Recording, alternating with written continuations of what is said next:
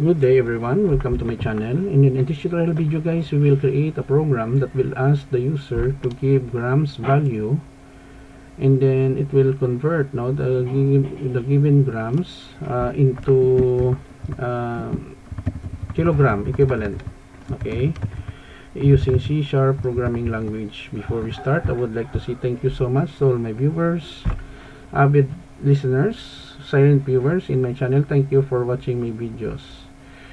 If you are new with my channel and then you like this kind of videos, please hit the like button. Don't forget to share, and please support my channel guys by clicking the subscribe button. So let's get started.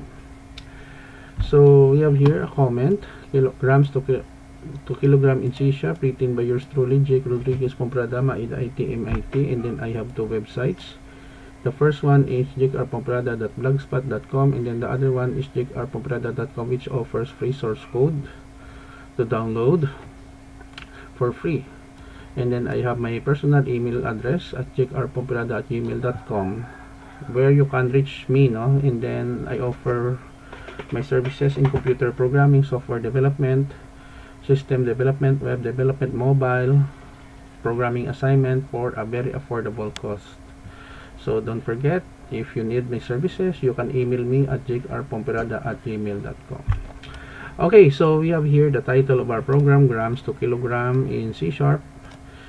We have console write line, and then here we are asking the user to give value in grams that will be stored in our decimal data type gram, convert console read line, and then kilograms equals gram divided by 1000. So 1000 grams is equivalent to 1 kilogram, and then we have here display the result, grams in kilograms is equal to kilogram, and then end of program, which informs the user that the program has been ended, and then console read key. Don't worry, because I will put a link in the video description where you can download the complete source code for free. Let us run the code. Okay, grams to kilogram in C#, it give the grams value, let's say 1300. So 1300 grams in kilograms is 1.3. End of program. Another example, let's say 6,520 grams.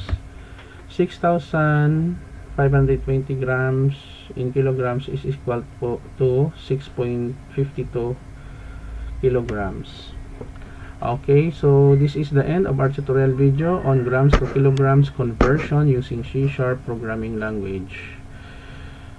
Thank you so much guys for watching. Don't forget to like, share, and please support my channel guys if you are new by clicking the subscribe button. See you in the next video tutorial guys. This is your friend Jake saying bye bye for now.